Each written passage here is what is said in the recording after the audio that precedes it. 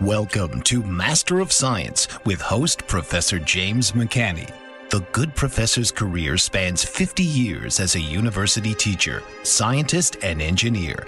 Each week, he will explore the rapidly changing world of science as many long-held theories are crumbling under the weight of new data.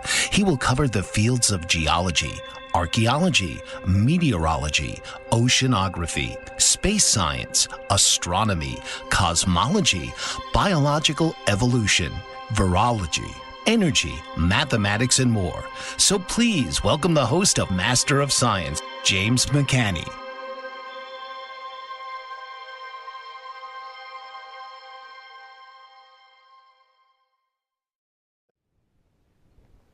Good evening, everybody, and welcome. Tonight I was going to talk about space treaties, a very, very important topic, a very timely topic, because now we have a space force, and with the Trump administration, that's going to receive a lot of attention.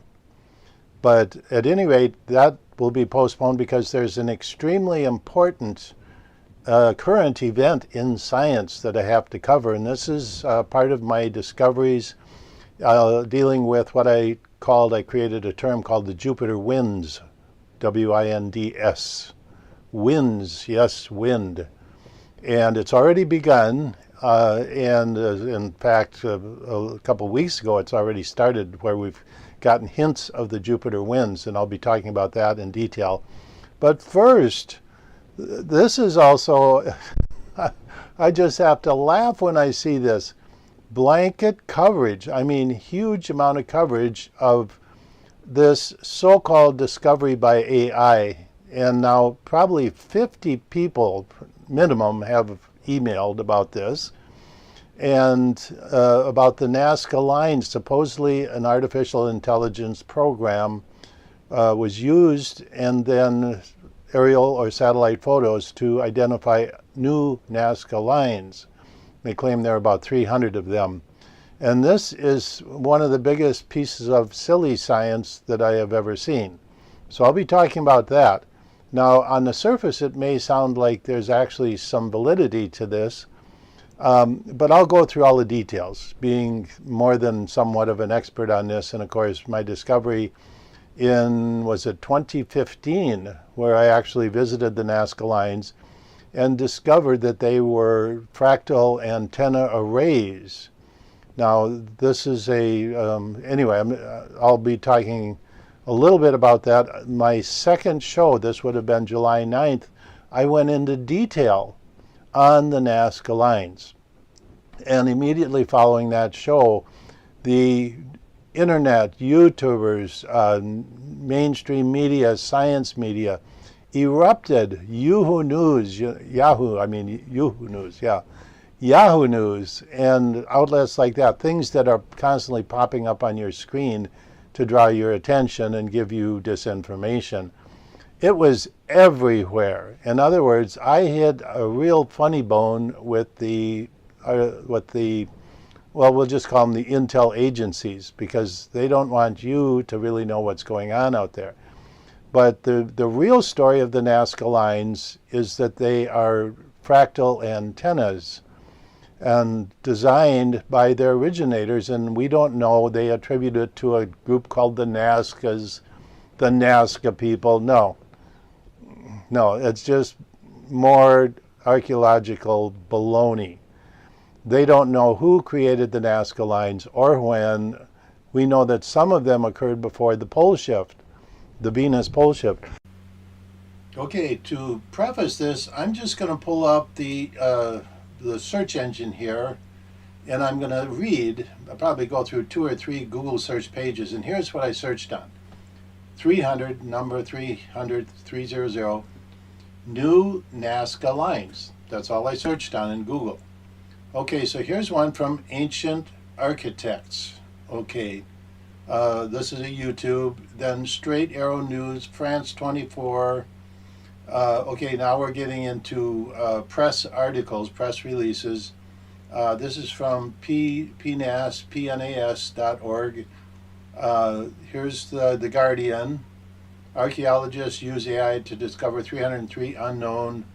Okay, Live Science. Yampu looks like a news agency. Archaeology Magazine. Here we got one, more than 300 glyphs. Archaeology Magazine. New for kids. They're hitting the kids with it. Everybody's getting this story. The DEFNEF, the DEBNEF. I'm not sure what that is. It's a foreign magazine. Okay, here we go. France 24. Okay, that's page 1 of Google search. Now we go on to page 2. This is NDTV. We've got on Reddit dozens and dozens of searches come up there.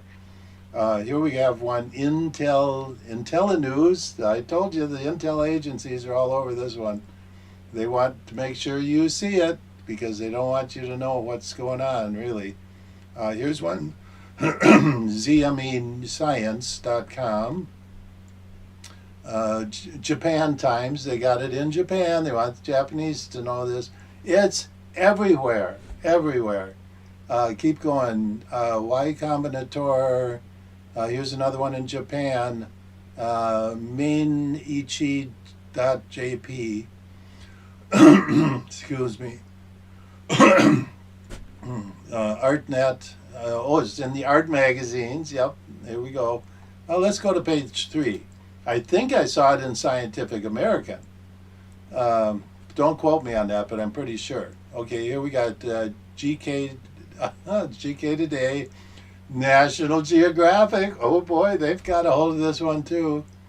This, here's another National Geographic. Science Alert. Ooh, there we go. Curiosmos. Let me see. Visit Latin America. They got the South Americans covered here too. History.com. Heritage Daily. Peru Reports. And Nazca Illustrator, meaning tourists. Daily Mail. I could go on. There's probably thousands of references to this story. So when you see this blanket coverage, you know that when I did that show on July 9th, and for the radio show it would have been July 11th, it hit a funny bone on the, like I say, the intel agencies. They're the ones who monitor what information you should get. So this exploded. And how do I counter that? Well, it's impossible. When these people go bonkers on a subject, they're going to lay it out there. And of course, that was done with climate change. Oh, here's a funny one with my television show, which gets posted on LinkedIn, X, Twitter, and YouTube and Facebook. Those are the live feeds, and they also are archived there. On the archive of one of my shows where I talk about climate change, they have this poster that pops up right in front of me, and it's got click on that to go to the UN climate change, it's like panel or whatever. And so when I'm talking about discrediting climate change because it's a political football of giving it, exposing it for what it really is. And like I said before, I'm a tree hugger. I'm all in favor of saving the planet. But the way the climate change thing has rolled out, the biggest thing it was for was to control water. That was the 100% the story originally, and then it worked into many other political arenas since then. Okay, so back to the Nazca lines. Oh my goodness, when you see this kind of blanket coverage, wall to wall, you know that I hit a funny bone. Now they're saying that, and this is repeated too. What do they repeat in these articles? One of the things they say is these were done by a Nazca people. Oh no, we don't know who did that. We don't know if they were little green men or men from Mars or men from another planet system or whatever. We don't know who did these. What we know is that the original Nazca lines, the real Nazca lines, were done in the form of fractal antennas. Now, they're big. A fractal antenna, like in your telephone, you pick up your phone here, and in the corner of that phone, just this little teeny corner, is your antenna. And it's a fractal antenna, and the whole idea is it's the equivalent of a great big long antenna because it has many shapes, the fractal concept. And this concept of antennas, now antennas is one of the more complicated branches of electromagnetic theory. Antennas and antenna shapes and what kind of signal and what kind of pattern that antenna receives or sends, very complicated, very, very complicated. And it's something I happen to be an expert in. And literally in the world of antennas, there's nobody that knows everything. It's too big, it's too complicated. But fractal antennas per se were only discovered a couple decades ago and incorporated. Remember the old flip phones, if you're old enough, and you pulled the antenna out, and that was your antenna when you wanted to answer a call. Those were replaced by fractal antennas once fractal antenna technology was identified and then commercialized. So to have Nazca lines as fractal antennas, and of course, you do not ever see a hint of that in any of this blanket disinformation that's coming out about these so-called AI 300 new discovered Nazca lines. Not a hint. Not a hint. Okay, but I'll go on. Once we pull back the onion layers here, you're going to see what a farce this is. Okay, but the Nazca lines were fractal antennas, huge. Now, for somebody to build something that's 100 meters or more large in the perfect array to give a perfect frequency, and these are all set at different frequencies with different overtones in different shapes for different types of transmission and reception, and they're all hooked together. They all come back to mounds that are built there where clearly there was atmospheric electricity driving this antenna array. And so it's not just one or disconnected, they're in an array so that you could literally play it like a piano with a technical protocol. A protocol is the term used in telecommunications where you have a set pattern of signaling so that the receiving end understands what you're saying, so they can send and receive, etc. And this was designed for interstellar communication between whoever built them and the entities that were here on planet Earth back then. And so they're repeating this. So when they repeat something over and over in this blanket news coverage, you know they're trying to deceive you. So they're saying that these were discovered, or I'm sorry, they were built by the Nazca people. Oh, no. We don't know who did them.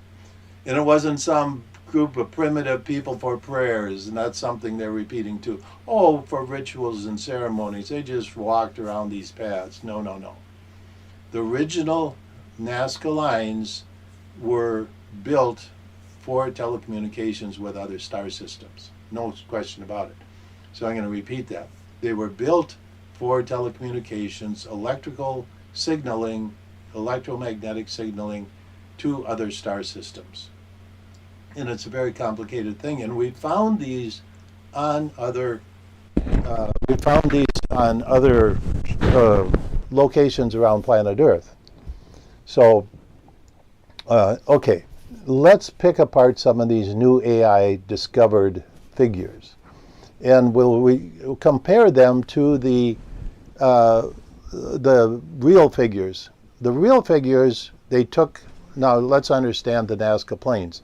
It's a kind of a cream-colored powder, just fine crystal sand, and it's a kind of a cream color. And on top of it are just scattered every couple inches. There's rocks there, and they're very high in iron content, very high in iron. So you could potentially smelt them into iron, which is one of my other discoveries there. I'm not going to talk about now. But they took the rocks and they set them out from an area and they made paths. Now these paths could be anywhere from a meter wide to a couple meters wide. And then they dug a little bit of a trough there, and these are the Nazca lines. That's how they built these. And you can see the just the many different figures. There's the spider, there's the monkey, there's the pelican, there's all of these different ones. There's some pure fractal antenna arrays that were done that point towards the old North Pole. That's how we know that they were created prior to the Venus pole shift, which was within the last 10,000 years. And so, okay, so the new figures that they're showing are like smudges on the ground. And here, I want to take an example right out of the chute here to give you an example. Say you took an AI computer and camera and you pointed it up towards the clouds. The clouds are passing by in one of those days when the nice big puffy clouds, and you said, find figurines in the clouds. It would do it. It would do a great job of finding faces and dragons and snakes and plants and anything else that you wanted to find, it would find in the clouds. Just to give you an idea. Now, take aerial photographs from the Nazca region or any other place on planet Earth and turn the AI engine loose on that, and guess what you're going to do? You are going to find shapes, all kinds of them, thousands, and they did. They found thousands of shapes. And then they went there on the ground to find some of these, and most of them are little, like a couple feet across. The real Nazca lines are big, like hundreds of feet across. The other thing is that these new smudges that they've found on the ground do not have the rocks moved. And so they're just kind of smudges, and they identify them. They draw a dog or some kind of a fish or something. But when you pull away that drawing, there's nothing there. And there might be a couple of them that are rudimentary. I mean, you could, okay, maybe they have something there. But the real situation is that they are nothing like the real Nazca lines. So this is phony baloney, and it's getting blanket coverage, and if you've been on the internet, you would have seen this. That's how blanket it is. And it's in all foreign countries. It's in Japan, it's in South America, it's in Europe, it's in National Geographic. I mean, it's on every news media page. It's in the New York Times, a recent article in the New York Times. Good grief. I mean, it's everywhere. And complete misinformation to you, the public. So what else can we say about these? Let me look at my notes here. Oh yeah, let's connect the original Nazca lines. This is such an important point. When you look at them, they are a single continuous line, like the monkey, for example, or the spider, for example, also. They are a continuous single line. In other words, they go out, they trace out the entire shape, and they come back and they meet right next to the original line, and those lines go back to a hub. They all connect back to different hubs. Now, what's a hub? A hub is an electrical connection point. And when I was there and I made this discovery that they were fractal antennas, I was being an electrical engineer. I mean, I designed electronic circuitry for much of my life and used electrical circuitry. We designed our own memory chips. We designed our own processors, microchips.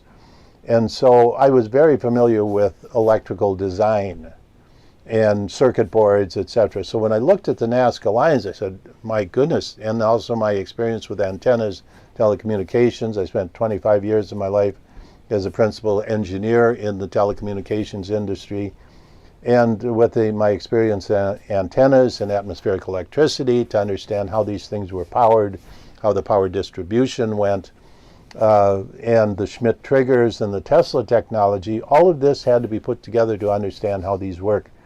So, and then understanding that when the Spanish came, they asked the Incas who made these, because at that point they only saw lines. and they thought maybe they were paths or something like that. It wasn't until 1941 until a pilot was flying over the region and discovered the figurines down there, and then they started discovering more and more, to the point where now they have hundreds of them. And then the antennas, the lineal antennas, which some of them are kilometers long, or crossed antennas which give you different signaling patterns from the antenna complex. But all of them are connected back to hubs. There are spirals. Now we've seen spirals in, like for Africa, for example, has spiral arrays where the antenna systems were, and they've been found in Russia. They've been found in Southeast Asia. Now that when I released that document, people started writing in and telling me where they also saw. There was a pilot who did a lot of flying in Southeast Asia, and he sent in photographs from the air in Vietnam of these same types of configurations, fractal antennas. So it was a worldwide network, and no, it wasn't some Nazca people from 500 BC to 700 AD. Whatever they're saying is phony baloney. They're just making it up. And that's what happens, unfortunately, in archaeology. I've spent a good part of my life searching and understanding archaeology. And one of the biggest problems with archaeology is they put dates on things, they try and identify people who did this, and they don't know. They don't know any more than you or me. They're people with a degree. They sit in the ivory tower and they make stuff up and publish it. Get published in peer-reviewed journals. What a crock! Excuse me. I kind of go off on this stuff because it's so lame. It is so bizarre. It is so lame. But anyway, getting back to the real Nazca lines, they connect back to these hubs, so they could be played like a piano, in depending on different frequency of the Schmidt trigger or whatever, which was driving these individual antennas. You would get different frequencies and get different overtones. I mean, these are complicated, and the most we use fractal antennas today is in the corner of your phone, a single antenna. We don't use them for signaling or complex telecommunications. Very rudimentary use today, and it's only been discovered in the past 20 years. So now here you have some entity, some group of intelligent beings, not the Nazca people. Oh my goodness, it drives me crazy when I see this. The Nazca people. Come on, can't you make up anything better than that? So it's been 20 years, maybe 25 years since fractal antennas have been discovered and used in modern electronics. Here we're dealing with an ancient entity of beings that created these giant fractal antenna arrays in the desert and used them to signal to interstellar. Maybe they didn't use them. Maybe they just put them there for us to discover someday. We don't know. I talk about this in my white paper, the discovery of the Nazca lines, which was, I believe it was published in July of 2015 was when that paper was actually released. And then there's 2 addendums, and there's more addendums coming out. Okay, well, I'm glad I got that off my chest, but take this video and send it to everybody you know, because it's important, number one, for people to understand the effort that they go through to give you misinformation and how clouded it is. These little figurines that were discovered by AI, a couple feet across, are nothing like these giant Nazca lines, and that you can't even classify them as Nazca lines. They're nothing at all the same. They're totally different. And like I say, you could take your AI camera, point it up to the clouds, and you could get the same thing. Thousands and thousands of shapes of faces and people and plants and animals and fish and whatever you wanted to discover in the clouds, you could find with your AI simulator. And so it's not surprising that they can turn this AI engine onto aerial photographs and come up with all kinds of shapes. You know, that's no surprise at all. Okay, well, enough of that. But I hope you understand. Like I say, take this video and send it to everybody you know on your mailing list. Put it on the Facebook links, etc., and make this go viral because they are taking this information. Here's the other problem. That the people transmitting this, a lot of the YouTubers, etc., a lot of the new upcoming people want to have a news channel on YouTube, are just repeating stuff. They go, oh, here's a story, let's repeat it, see if we can get some clicks. And they're just garbage hounds. They're information garbage hounds, information pirates. And all they do is repeat what they see someplace else, making it sound like they have a news channel. And that's all they're doing. So the reporting is just as bad. But then you find places like National Geographic that should know better, should have a hard-hitting journalist there that can ask an intelligent question. Who are the Nazca people? How do we know about them? We don't. There ain't no Nazca people. Nobody knows about that. Like I say, when the Spanish came, they asked the indigenous people there at the time, who were remnants of the Incas, and they said they don't know, and it was before the Incas. The Incas going back to 1500 BC, and it was before then. So, and you know, anyway, silly science reigns out there. And I feel sorry for you, the public. You're the victims of this shenanigery. That's all I can tell you. Okay, so on to the next topic.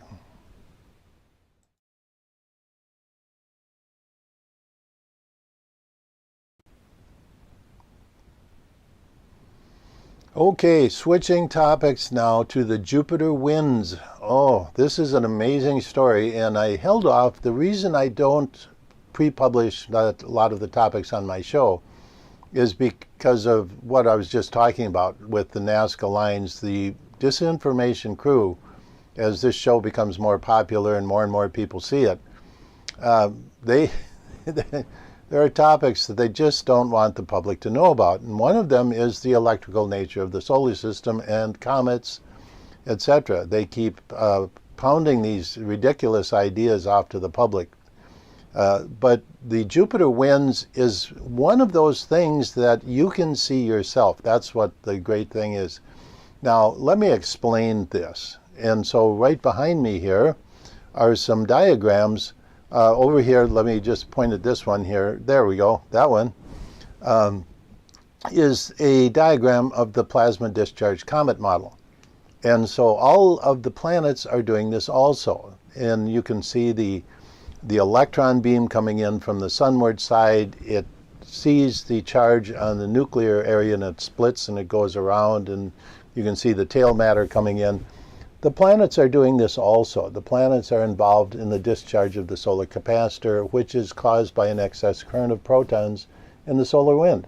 And these are some of my major discoveries that go way back to my Cornell years when I was faculty at Cornell. And, you know, I was perfectly correct on everything I was doing there, and all of the giant names in science, not going to go through them all, had no idea what they were doing at all. But one of my discoveries was what is known as the Jupiter winds.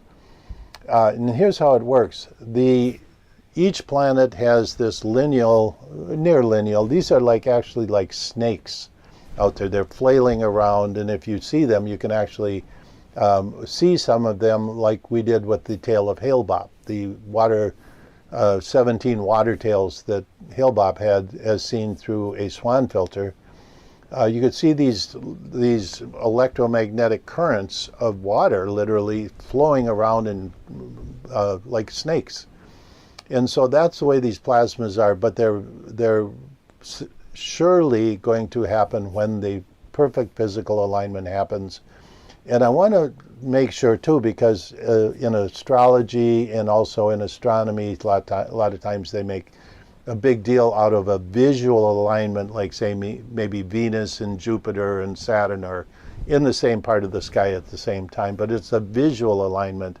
It is not a physical alignment. They are not physically aligned. So what I am talking about here is a series of physical alignments, and I'm going to show you a whole series of diagrams here where this will make a lot of sense.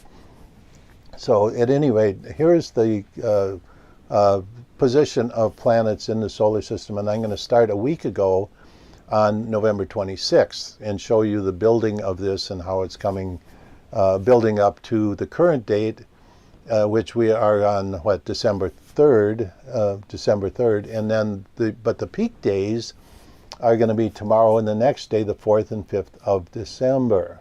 So very important to understand that. But the Jupiter winds, what happens is these cross-solar system electrical discharges that are between the planets and the sun, Jupiter has a huge one, and it crosses much of the solar system. So when you find it aligning with Saturn, for example, Saturn and Jupiter can have huge storm systems develop and a lot of electrical activity, or a great expansion of, say, their radiation belts, etc. And but all the planets are doing this. Earth has an additional member, the moon, which goes around in an orbit, and it comes between Earth and the sun and causes some very special effects, and I'll be talking about that. These are called trigger mechanisms. Trigger mechanisms. And then we have little Mercury that's going to be involved here too, another trigger mechanism in the solar system. But what happens basically is you have these electrical currents in the solar system, and when they connect, they add. They do more than add, they multiply.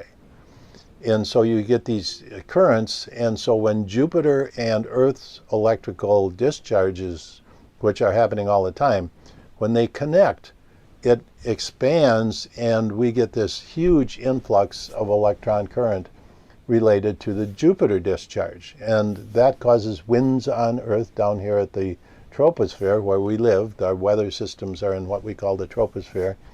And it causes these winds. These winds are very strong in Jupiter, so I call them the Jupiter winds. And they started about a week ago, actually more than that, where they would get, and how do you know what they are?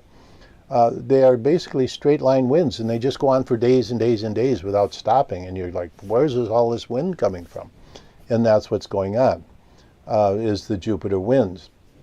Now, the addition here is that the new moon is occurring on, I think it's the end of November, but then it's 2 days after the new moon. What happens with the moon? When the new moon occurs, the moon moves between Earth and the sun. So the moon is taking the brunt of that electron stream coming out from the sun, and it blocks it from hitting Earth. So Earth's magnetic field out there, the plasma magnetic field, expands and relaxes.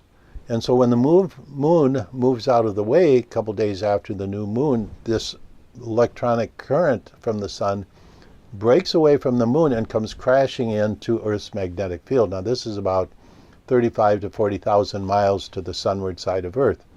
Okay, so that's a trigger mechanism, and it compresses Earth's magnetic field, and also this rush of electrons around Earth, the electrons enter Earth's magnetic field and push sideways, so it creates a cross planet voltage. It's like a battery, and I literally call them batteries in my weather book, the Principia Meteorologia, the physics of sun-earth weather.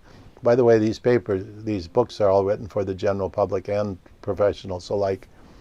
And so the new moon passing is a trigger mechanism, or the full moon is another lesser trigger mechanism. But now we have Mercury coming in. So let's go through this pattern of what's going on here right now. And the very interesting thing about this is that we are out of the normal hurricane season. So your average hurricane predictor over there in Boulder, Colorado, or the other dozen locations around the United States that have this, that are trying to make hurricane predictions, they're off on the golf course. Their season is over. So they're not expecting anything. And so what happens when you get these trigger mechanisms aligned with a Jupiter alignment? It could be the beginning of some very severe weather, including hurricanes, out-of-season hurricanes. So how do those happen?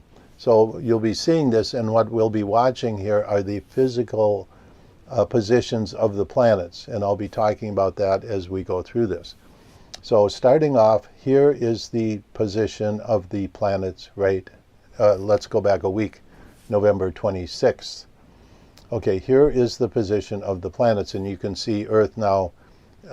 We'll be stepping through a series on a daily basis to show the movement of the planets, and this is for people who understand how the solar system works. This is a northerly view, so we're looking from the north pole of Earth, the north side of the solar system, looking downwards on the solar system. And so the Earth is moving to the left, Jupiter is moving to the left, the moon is moving to the right as it comes around its orbit around Earth, and then Mercury, little Mercury near the sun, is moving towards the left. And you're going to see that on December 4th, we're going to have a Mercury, Earth, Jupiter aligned electrical connection with the new moon passing. These are trigger mechanisms all building up, and like I say, they don't add together, they multiply.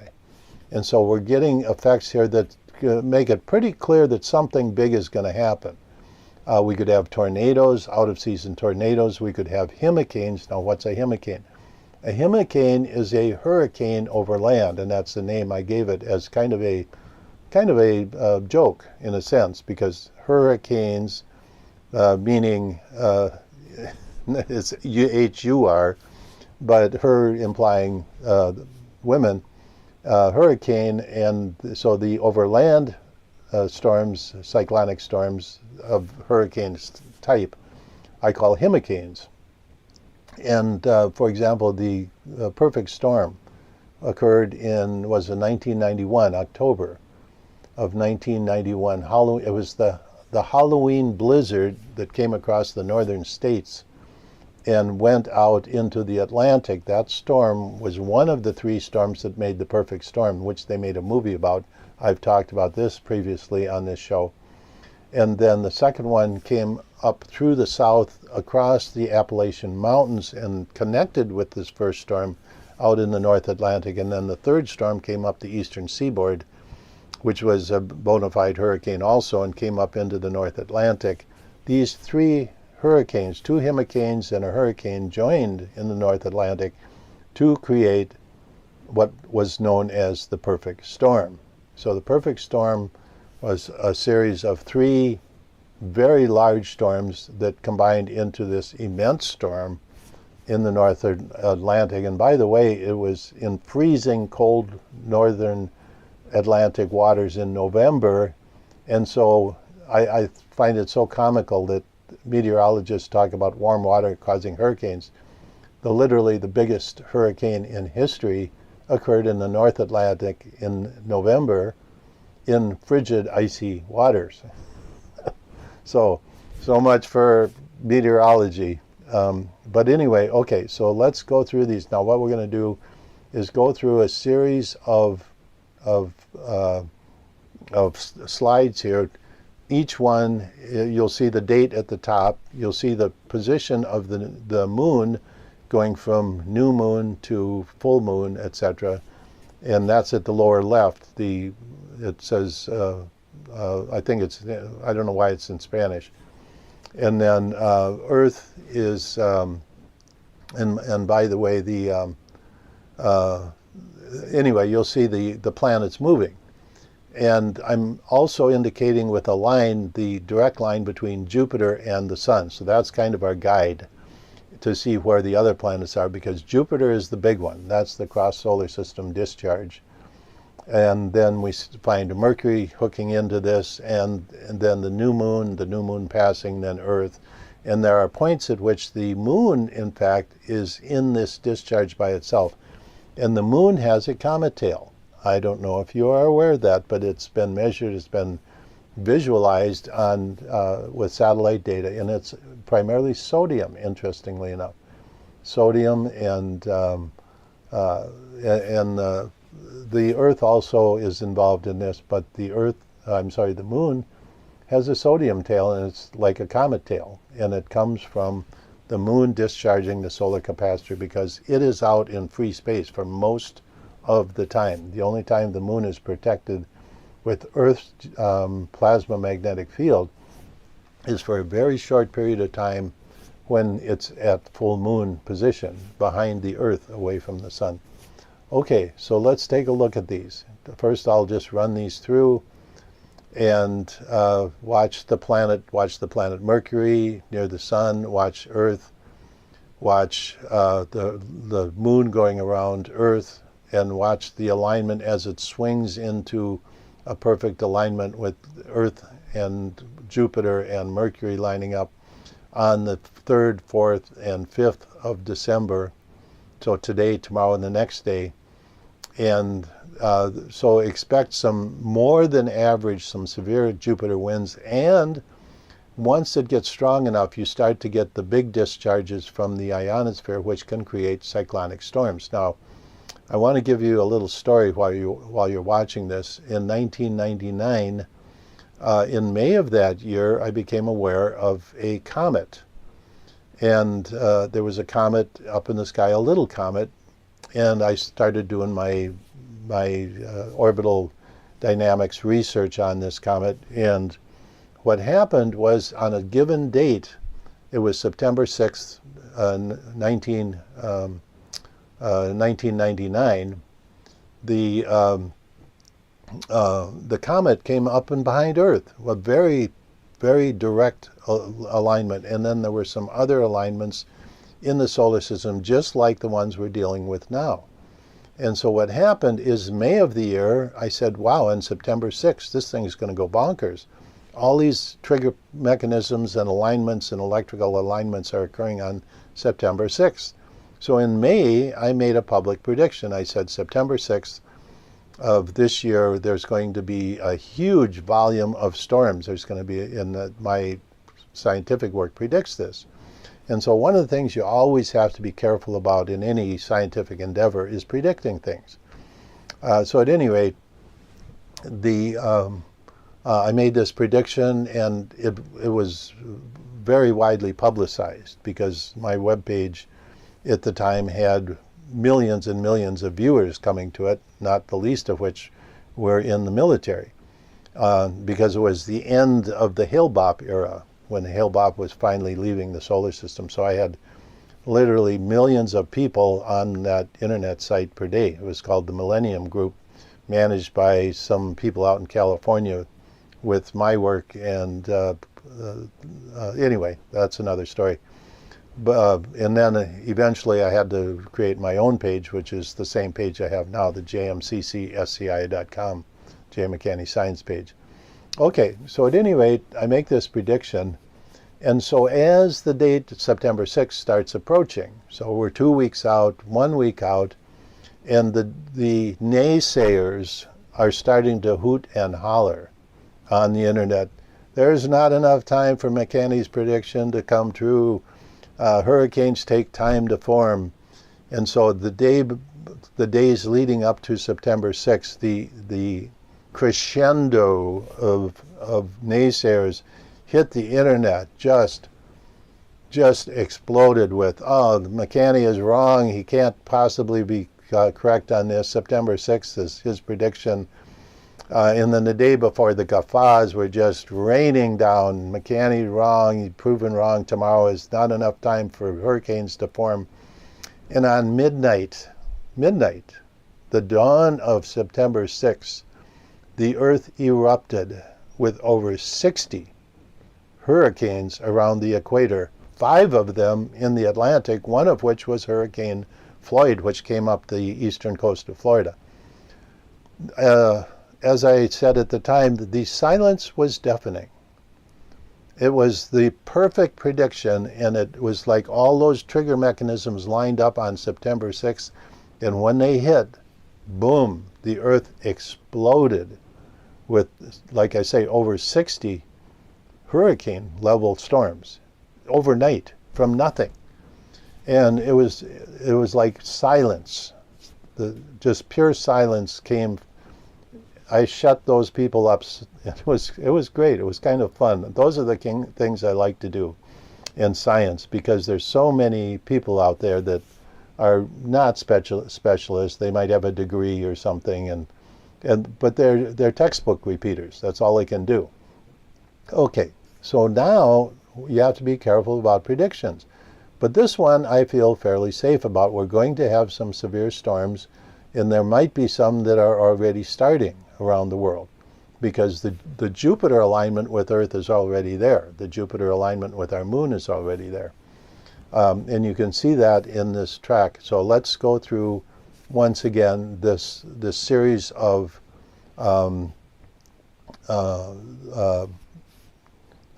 slides, and see, just watch, and I'll repeat this maybe 2 or 3 times here, so you can see. And then if you miss this, go back to the archives and watch it again, and stop it and go forward and backwards, etc., through these slides. And also give credit to the page, the planetstoday.com, for providing information here. So a wonderful page that has the positions of the planets on a daily basis. And so the slides are generated every day for the what is it, from November 26th to December 17th, actually. And so by the time you get out to December 17th, this whole series of alignments has broken up and it's not there anymore. So all of this activity is primarily based on these days, starting today's December 3rd and going through about the 9th or 10th of December, where a lot of things can still happen. And once these storms get going, they're going to, these trigger mechanisms, once that energy starts flowing, it can continue. So these storms could continue and have radical effects on the weather. It could be in Southeast Asia, it could be on the east coast of the United States, it could be anywhere in the Indian Ocean. In fact, it probably will be in a lot of places. And these also affect, interestingly enough, the temperature of the Pacific Ocean. So once again, let's go through these slides one at a time and watch the movement, and then let's relate it to weather that is going on. And so you can look at local weather. There's a number of pages that I would recommend. There's the one Null School, just search on that, Null, and then the word school, and it's a worldwide wind map. Go there and you can see all the cyclonic storms. Very nice. Put your mouse on the Earth and you can move it around, spin it, etc., and see the cyclonic storms that are forming and see the results of what we're talking about. Also look at weather and wind. Primarily what we're talking about here is wind and low pressure cells. The low pressure cells potentially over land, the hurricanes, and potentially over water, the hurricanes or tropical storms. Also the Pacific Ocean is another likely place. The Hawaiian Islands sometimes have a couple different storm systems moving out in their direction. So look at the weather, and that's somewhat your assignment, to coordinate this activity, this solar system activity, the electrical discharge of the solar capacitor, the alignment, the physical alignment of these planets, and the trigger mechanisms. So let me go into the concept of trigger mechanisms a little bit here. Mercury moves very fast in its orbit. And so when Mercury is moving around the sun and all of a sudden it becomes aligned with Earth, that only occurs for about a day. The really good alignment there, maybe 2 days at most. And so when it comes in, Mercury has an electric field also, an electric discharge, which is, imagine it as a line extending from the sun out to the planet and beyond. And so that's an electrical current. Now imagine that connecting with Earth's similar electric current, which is connecting with that of Jupiter. Now the moon has its own, and so it's, like I say, let me explain again the situation with the new moon passing. The new moon is when the moon is between Earth and the sun. And then that's when the moon is blocking the solar wind and this electron current sheet coming off of the sun that normally is hitting Earth's upper plasma magnetic field, probably 35,000 miles out to the sunward side. The moon, which is 250,000 miles away, is buffering that. It's buffeting that solar discharge, and so it makes Earth's magnetic field expand and relax.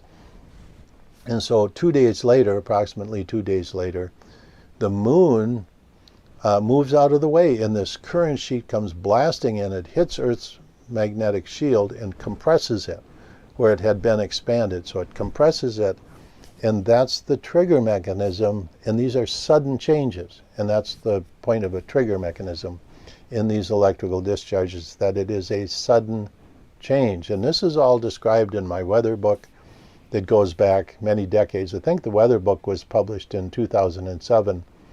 And prior to that, back in the 80s, I was giving talks on this at American Geophysical Union meetings. And prior to that, the work I was doing at Cornell, which is the basis for everything that we're talking about here. Okay, and the Cornell years, of course, were 1979 to 81. That's where the theoretical work for all of this came from. And so very important to understand the concept of trigger mechanisms. The electrical alignments, I don't call trigger mechanisms. They are just where these electrical current sheets connect and become one, and then expand. They become a cross solar system electrical current sheet. So Earth is involved in these electrical connections, but it's the trigger mechanism, what I call the new moon passing, 2 days after the new moon, and little Mercury coming around where it has that, it's like a spark plug. And it causes a jolt in this overall electrical current sheet from the sun out through the planets.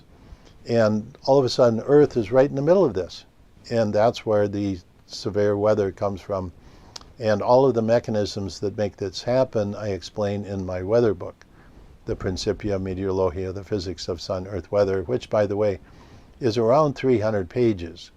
When it was originally written, it was around 600 pages. And I remember the agony of having to edit a book which was full of information and get it down to a size which was palatable for the general public and the scientific community. In the back of that book also you will find the conversations that I had with the Russian scientists at the University of Novosibirsk, and that was in the mid-90s during the Hale-Bopp days. What an interesting time that was. But so a very interesting book. Also, I would suggest looking at the Planet X Comets and Earth Changes book, Surviving Planet X Passage book, the Atlantis to Tesla, the Colburn Connection book, and the weather book. These are the ones that contain the science relative to what we're talking about here.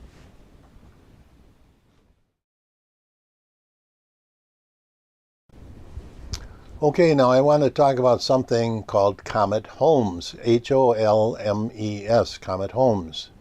Now, this was in 2007, October 23rd was the exact date, but I made this prediction. I said that there was alignments with Comet Holmes. I believe it was between Mars and Jupiter, but there was an electrical alignment between Mars and Jupiter, and little Comet Holmes just happened to be in the middle. So I said, well, this is a time when Comet Holmes could then have its discharge, its little discharge of the solar capacitor augmented greatly, and I actually predicted it. I picked the date, October 23rd, 2007. And lo and behold, on that date, the comet exploded into brightness. It became literally bigger than Jupiter, physically and in the sky because of its proximity to Earth. it was bigger than the full moon in the daylight sky.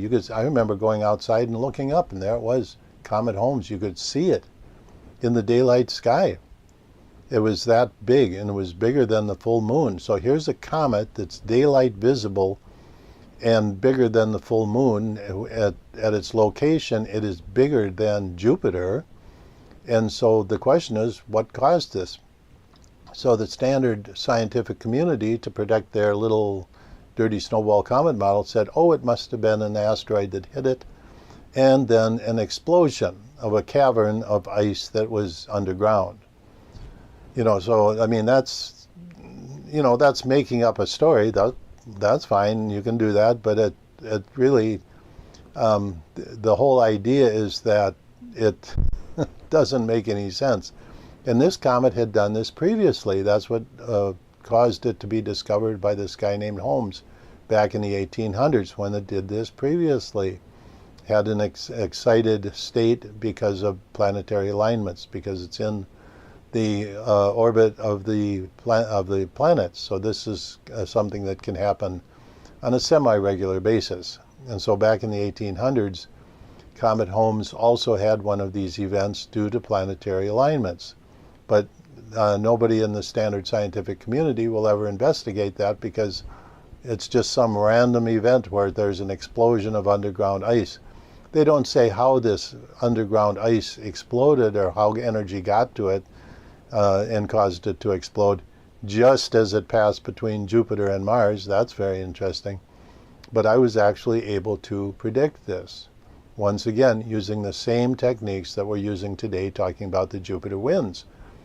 And so anyway, here's a couple diagrams, photographs of Comet Holmes in its very excited state. So where does this material come from? It's attracted to the comet nucleus, but what happens, this is the circle, the sphere of material, is actually a Dubai shield. It is the material in the tail that is ionized, and it forms a shield around the comet nucleus, which is negatively charged. So it's positively charged ions forming a shield. It's called the Dubai shield, and it happens in electronics. If you have a terminal or something like that on an electric circuit board, or if you have a Van de Graaff generator or whatever you have, the ambient atmosphere, which in outer space around a comet nucleus is filled with material that is ionized, and it's going to form a spherical shape. Now, the dirty snowball comet model cannot explain how a venting from a particular location on this comet nucleus created this perfectly spherical shape, because it would have come blasting out one side and would have caused some kind of directed path of material. But it would not have caused a perfect circle that would sit there for days and days and days. So anyway, the idea that comets are dirty snowballs is just laughable. And as I've talked about before, the European Space Agency landed with their Rosetta mission to Comet 67P with their Philae lander, landed on the surface of a comet, and there's no water, snow, or ice there at all. There's nothing coming off the nucleus. So why these people keep pounding the pavement with this phony baloney is a mystery to me. But once again, it's interesting that a number of these predictions that I've made relative to comets, relative to hurricanes, 1999 Hurricane Floyd, are all related to the same science. I just want to remind you that this show is commercial free, and you can support it by ordering our water filter products from the webpage jmccwaterfilters.com and use the coupon code MASTER for a discount, a 30% discount on the MR5 whole house water filter. So you have perfectly clean water in your entire house, hot and cold water. Once again, the webpage jmccwaterfilters.com, and use the coupon code MASTER for For any orders over $1,000, that would be for the MR5 whole house water systems. And then coupon code JMCC for any purchases over $300, between $300 and $1,000.